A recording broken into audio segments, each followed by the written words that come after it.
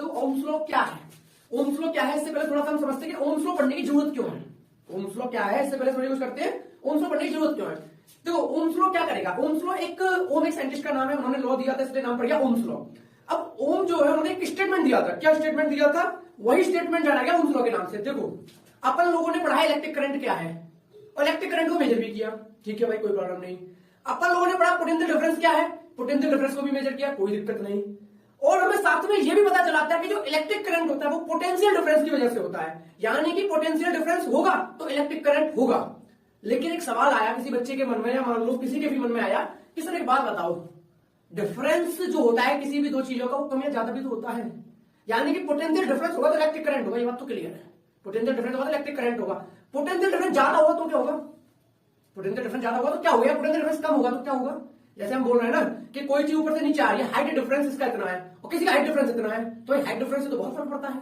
तो सेम वही वाली बात आती है कि जो पोटेंशियल डिफरेंस होता है उसकी वजह से करंट होता है, ये तो हम सबको पता था, लेकिन एक दूसरे से कैसे रिलेट है ये नहीं पता था। तो ये बात बताई ओम ने।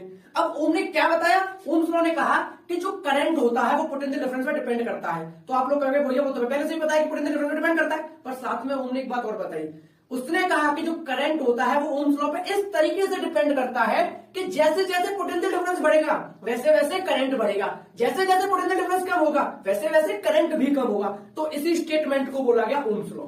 क्लियर है मेरे भाई? तो लिख लेते हैं पहले ओम्स लॉ क्या है।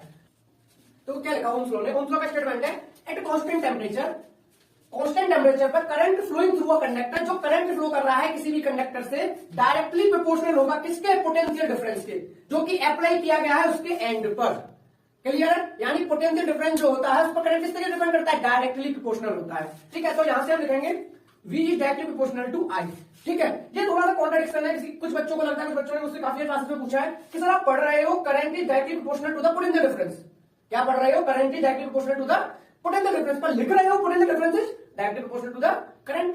तो इस बात का तो मतलब ये हुआ ना पोटेंशियल डिफरेंस करंट पे डिपेंड करता है। नहीं भाई, पोटेंशियल डिफरेंस करंट पे डिपेंड नहीं करता, करंट डिपेंड करता है पोटेंशियल डिफरेंस पे। तो हाँ भाई ये दोनों बात अलग है, बोला जाता है करंट डिपेंड करता है पोटेंशियल डिफरेंस पे, लेकिन लिखा जाता है इस तरीके से। तो ये थोड़ा सा कॉन्ट्रडिक्शन है कि V directly proportional to I लिखा जाता है लेकिन पढ़ा जाता है I is directly proportional to V। Clear है मेरे भाई? फिर भी अगर कोई डाउट हो तो कमेंट सेक्शन में कमेंट करके बता देना। क्लियर है? तो यहां से क्या मतलब V directly proportional to I, यानी अगर V बढ़ेगा, अगर V बढ़ेगा तो आपका I भी बढ़ेगा। डायरेक्टली प्रोपोर्शनल मीनिंग क्या होता है, डायरेक्टली प्रोपोर्शनल का मीनिंग होता है कि अगर एक क्वांटिटी बढ़ेगी तो दूसरी क्वांटिटी भी साथ में